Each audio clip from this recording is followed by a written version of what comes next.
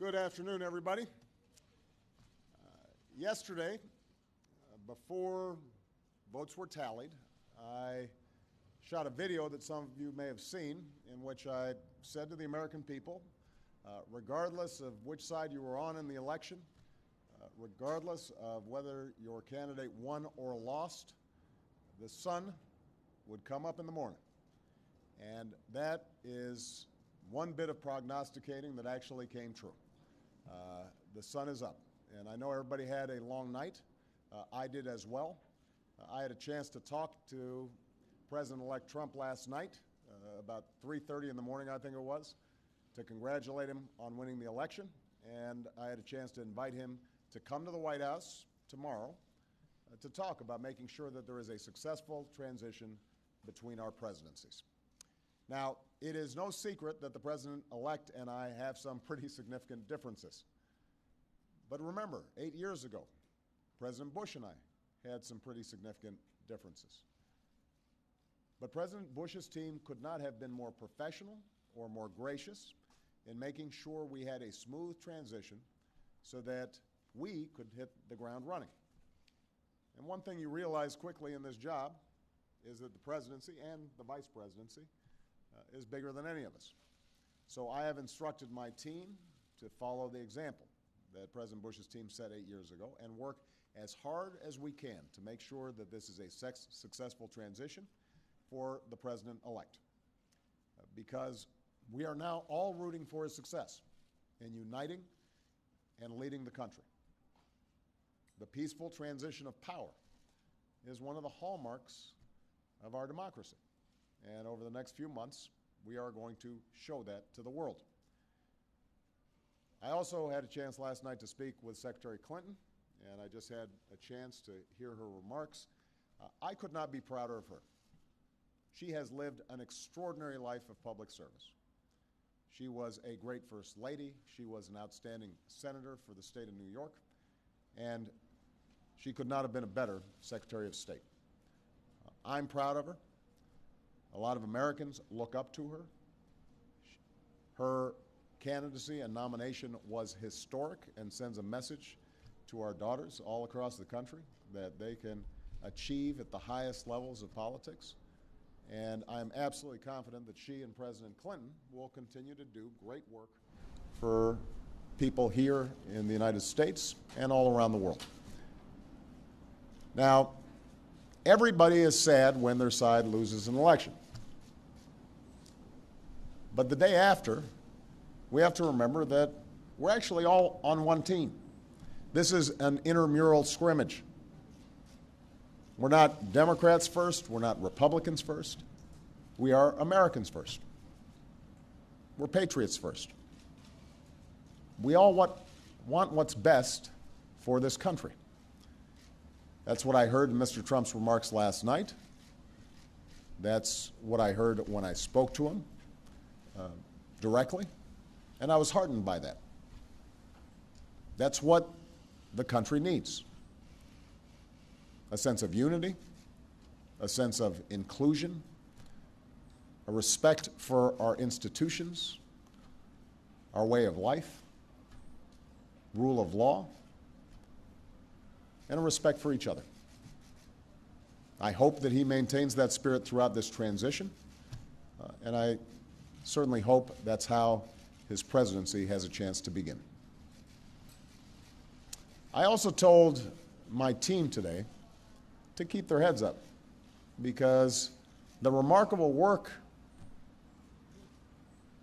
that they have done day in, day out, often without a lot of fanfare, often with a lot of attention, work in agencies, work in obscure areas of policy that make government run better and make it more responsive and make it more efficient and make it more service-friendly so that it's actually helping more people. That remarkable work has left the next president with a stronger, better country than the one that existed 8 years ago.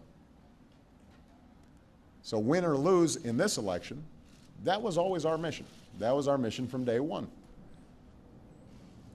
And everyone on my team should be extraordinarily proud of everything that they have done.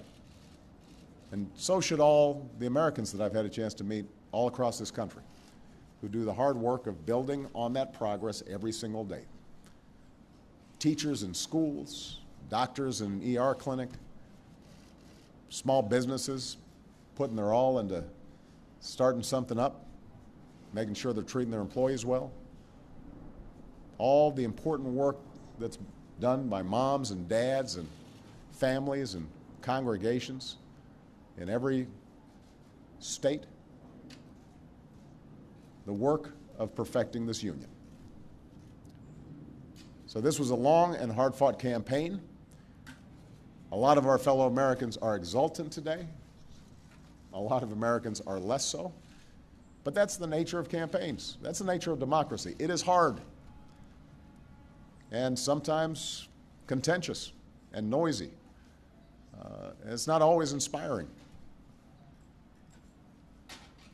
But to the young people who got into politics for the first time and may be disappointed by the results, I just want you to know you have to stay encouraged. Don't get cynical. Don't ever think you can't make a difference. As Secretary Clinton said this morning, fighting for what is right is worth it. Sometimes you lose an argument. Sometimes you lose an election. You know, the path that this country has taken has never been a straight line. We zig and zag, and sometimes we move in ways that some people think is forward and others think is moving back. And that's okay. I've lost elections before. Joe hasn't, but, you know. So I've been sort of sharing. Remember, you beat me badly. That's the way politics works sometimes. We try really hard to persuade people that we're right. And then people vote. And then if we lose, we learn from our mistakes, we do some reflection, we lick our wounds, we brush ourselves off, we get back in the arena. We go at it. We try even harder the next time. The point, though, is that we all go forward with a presumption of good faith in our fellow citizens. Because that presumption of good faith is essential to a vibrant and functioning democracy. That's how this country has moved forward for 240 years. That's how we've pushed boundaries and promoted freedom around the world. That's how we've expanded the rights of our founding to reach all of our citizens. It's how we have come this far. And that's why I'm confident that this incredible journey that we're on as Americans will go on. And I'm looking forward to doing everything that I can to make sure that the next president is successful in that. I've said before, I think of this job as being a relay runner. You take the baton, you run your best race, and hopefully by the time you hand it off, you're a little further ahead. You've made a little progress. And I can say that we've done that, and I want to make sure that handoff is well executed because ultimately we're all on the same team. All right? Thank you very much, everybody.